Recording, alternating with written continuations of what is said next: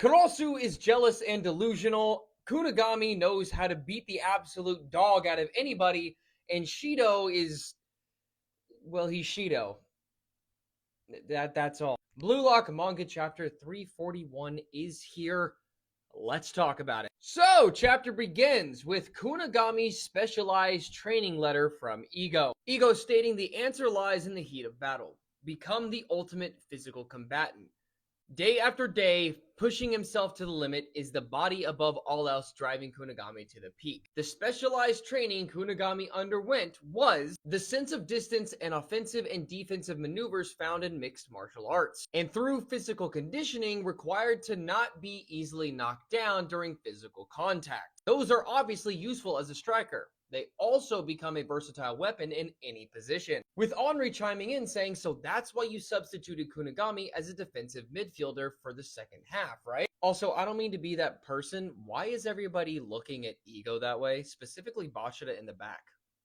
Homie's a demon. Why does he look like that? As Ego continues saying, right, if you deploy Ryusei Shido and Shohei Barou at the same time with an offensive heavy formation, you're prone to be getting hit by counters when you commit too many players forward. That's why for Kunagami this match, he will become the shield, putting his body on the line during those counterattacks. As Kunagami's header goes over the head of Shido, Charles, and I don't remember that other dude's name from France. As Kunagami lands, Ego continues saying, I'll have you become a defensive tank. As the Japanese crowd goes crazy over Kunagami's save. Audio then receives the ball in front of Layden and says, I'll connect it. As the announcer says, now, the tide has turned. It's an all-out counterattack by Blue Lock Japan. As we see in the next page, Audio pass to Hiyori and Isagi following in suit. As Isagi says, the center of this attack is still Karasu. From behind that setup, I will strike the opponent's blind spot, devote everything to that movement. That's what Ego designed, Blue Lock's inside and out trickery of the second half counterattack, with the main system being Karasu and the subsystem being Isagi. With Hiyori then passing the ball to Reo, and Isagi saying, compared to the first half, we're fighting on much better terms against France. They're definitely hating this. As Layden says, these up-downs are killer. With Isagi saying, but the one thing that's still bugging me is there's no image of being able to beat Hugo. As Hugo says, hello, I'm not letting you get away. As he approaches that of Reo, with Reo saying, you can really see everything, can't you, eyelashes? Isagi then continues saying, it's easier to attack if I switch completely to a supporting role. But, just as Hugo says, to win, I'll become a player with the suitable aptitude. Ego isn't wishing for me to play a role like that.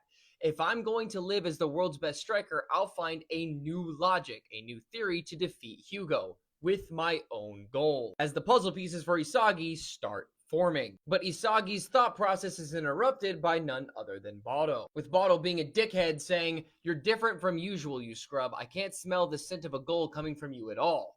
Ego's plan was for me to use your movements to aim for the goal, but I'm done. You're useless in this match. You're not the king. As Barou runs off saying it's a prey change. The opponent I'm going to devour is too wild to search for. As Isagi says, Barou, he noticed it intuitively, the vulnerability in my vision, aka future. We then cut to Karasu and his crow saying Isagi and I are alike, having the same football IQ, a kindred spirit who came to Blue Lock carrying the same anxieties. I also, originally, was a person who felt the gap of that dissonance between my true desire to live as a striker and the role the team needed me to play. What I wanted to do and what I can do are different. I understand that very well myself. My characteristics are keeping the ball in the midfield, maintaining balance and building up the attack.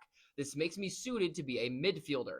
Even so, if I couldn't fulfill my dream of being a striker, I fought my way here thinking that I wanted to survive in Blue Lock. But little by little, the gap between me and Isagi was widening. Before I knew it, Isagi was a striker at the very center of it all. I've been thinking about it all this time. What is it that Isagi has that I don't? Adaptability. If I keep clinging on to Blue Lock like this, will the moment ever come when I see the light of day? It's frustrating, but I was buried in his shadow. As he thinks back to all the times that Isagi kept winning, wondering, why couldn't have that been me? If we are one and the same, that could easily be me. As Karasu continues thinking back to what Ego has done for him and what Hugo said, Karasu continues by saying, I'm grateful to Ego for bringing me to such a stage. But is Ego's philosophy really what I need right now? Is what I kept thinking. That's exactly why Hugo's words pierced right through me.